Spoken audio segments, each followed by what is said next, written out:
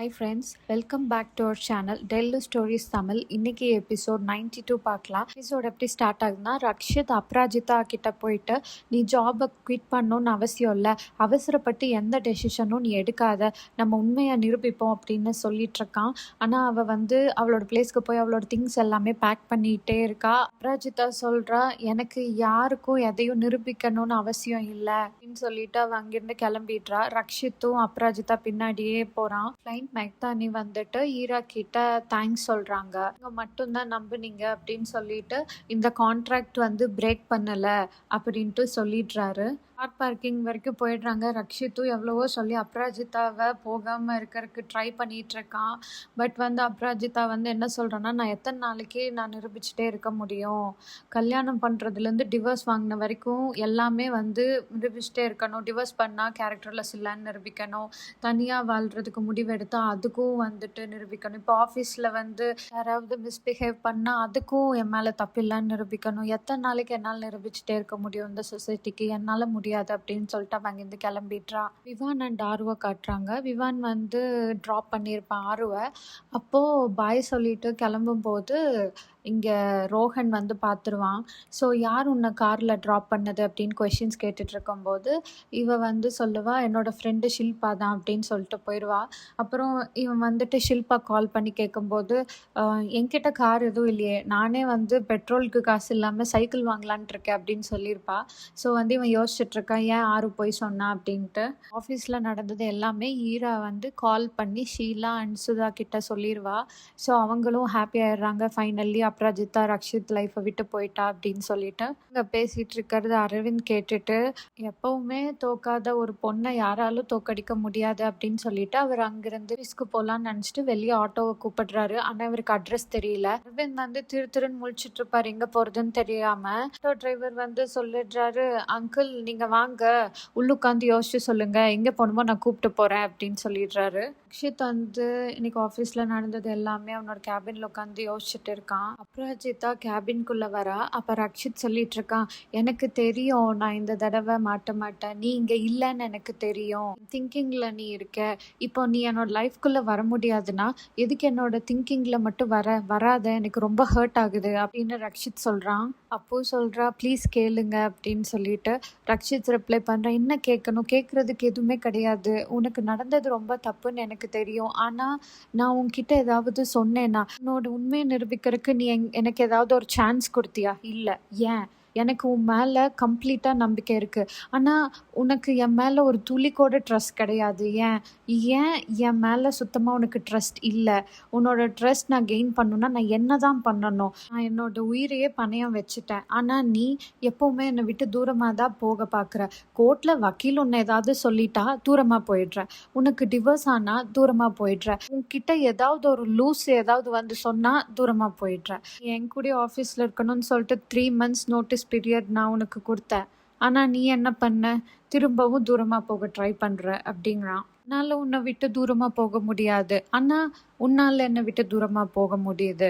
என்கிட்ட மட்டும்தான் நீ இப்படி பண்ணுற, உன் ஃபேமிலி கிட்ட நீ இப்படி பண்ணுறது கிடையாது, உன் ஃப்ரெண்ட்ஸ் கிட்டையும் கிடையாது, என்கிட்ட மட்டும்தான். ஏன் நான் அவ்வளோ கெட்டவனா அப்படின்னு இவன் கேட்கும்போது அப்ராஜிதா சொல்கிறா, இல்லை நீங்கள் ரொம்ப நல்லவர் தான், இல்லை யாராலையும் வெறுக்க முடியாது தான், நீங்கள் பெட்டராக டிசர்வ் பண்ணுறீங்க அப்படின்னு ரீசன் சொல்கிறா.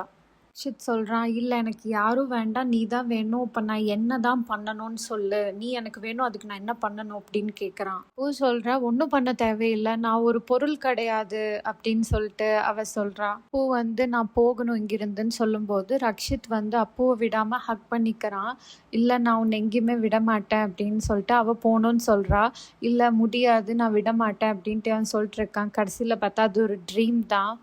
ரக்ஷித்தோட அம்மா கால் பண்ணி ரக்ஷித் கிட்ட இந்த மாதிரி அவங்க அப்பாவை வீடு முழுசாக தேடி பார்த்துட்டா காணோம் அப்படின்னு சொல்கிறாங்க. ரக்ஷித்து தூபேஜி எல்லாம் கூப்பிட்டுட்டு விவானை கூப்பிட்டுட்டு அப்பா எங்கேன்னு தேடி பார்க்க சொல்லி எல்லாமே சொல்லிடுறான். ரக்ஷித் ஆஃபீஸ் விட்டு வெளில அவனோட காரை எடுக்கலான்னு போகும்போது ஆட்டோ வருது. அதில் அவங்க அப்பா இறங்குறாரு. ஸோ ஆட்டோ டிரைவர் ரக்ஷித்தை கூப்பிட்டு சொல்கிறாரு, இந்த மாதிரி இவருக்கு எதுவுமே ஞாபகம் இல்லை, ஹவுஸ் ஆஃப் பரத்வாஜ் மட்டும் சொன்னார், ஸோ நான் கொண்டு விட்டுட்டேன், ஆனால் எல்லாரும் என்ன மாதிரியே கொண்டு விடுவாங்கன்னு சொல்ல முடியாது, இவர் காஸ்ட் காஸ்ட்லி ஐட்டம்ஸ் எல்லாம் நிறையா போட்டிருக்காரு. ஸோ இந்த மாதிரி தனியாக விடாதீங்க அப்படின்னு சொல்லும்போது ரக்ஷித் வந்து ஒரு ஹேண்ட்ஃபுல் ஆஃப் மணி எடுத்து அந்த ஆட்டோ டிரைவருக்கு கொடுத்துட்டு தேங்க்யூ சொல்லிடுறான். ஸோ இவங்க அப்பா அண்ட் ரக்ஷித் 2 பேரும் ஆஃபீஸ்க்குள்ளே போகிறாங்க. ரக்ஷித்துக்கு தெரிய வருது அரவிந்த் வந்து ஆஃபீஸ்க்கு வந்தது அப்ராஜிதா நியூஸ் பற்றி கேட்டு தான் அப்படின்னு சொல்லிட்டு வந்து அட்வைஸும் கொடுத்துட்ருக்கார் ரக்ஷித் கிட்ட. நீ ஒருத்தங்களை லவ் பண்ணுறேன்னா அவங்க மேலே கம்ப்ளீட்டாக ட்ரஸ்ட் வைக்கணும் அப்படின்ட்டு. இவனும் சொல்கிறான் எனக்கு கம்ப்ளீட்டாக ட்ரஸ்ட் இருக்குது அப்படின்ட்டு. அப்ராஜிதா கண்டிப்பாக தப்பு பண்ணியிருக்க மாட்டா அப்படின்ட்டு அவர் சொல்கிறாரு.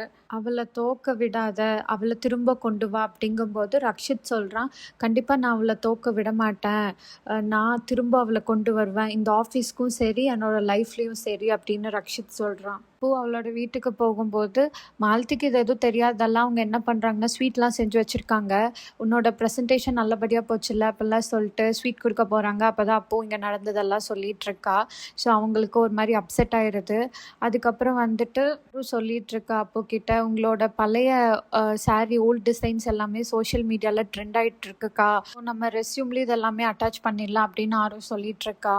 அப்புறம் மாலதி சொல்கிறாங்க ஆனால் அப்போ வெளியில் வேலை கிடைக்கிறது ரொம்ப கஷ்டம், ரக்ஷித் சார் கிட்ட திரும்ப ஒரு டைம் பேசிட்டு நீ ஆஃபீஸ்க்கு போ அப்படிங்கும்போது ஆரும் சொல்கிறா அங்கே திரும்பவும் போக தேவையே இல்லை அப்படின்ட்டு அப்ராஜிதாவுக்கு சப்போர்ட் பண்ணிகிட்ருக்கா. பூவை கூப்பிட்றதுக்காக தூபேஜி, விவான், மோஹித் 3 பேரும் வந்திருப்பாங்க.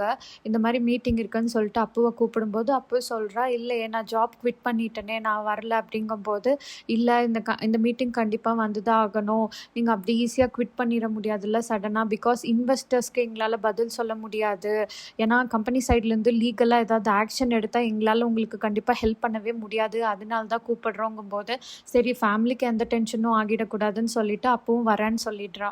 ஆஃபீஸ் காட்டுறாங்க. மெக்டானி வந்திருப்பாரு. ஸோ ரக்ஷித் கிட்ட எதுக்கு கூப்பிட்டீங்க அப்படின்ட்டு கேட்டுட்ருப்பாரு.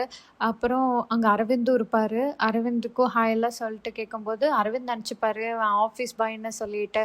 ஸோ வந்து ஆஃபீஸ் பாய் என்ன இவ்வளோ க்ளீனாக சூட்லாம் போட்டிருக்கேன் அப்படிங்கும்போது அவருக்கு கோபமாயிரும். அப்புறம் சுதா வந்து இவருக்கு இந்த மாதிரி தான் பழசெல்லாம் மறந்துடும் அப்படின்னோடனே சரி அப்படின்ட்டு விட்டுடுறாங்க. ஸோ இவர் என்ன சொல்கிறாருன்னா நேற்று நடந்தது மாதிரி திரும்ப நடக்கக்கூடாது, அந்த பொண்ணு இங்கே இல்லை என்னை எதுக்கு கூப்பிட்ட அப்படிங்கும்போது கரெக்டாக அப்ராஜிதாவும் அங்கே வந்துடுறா.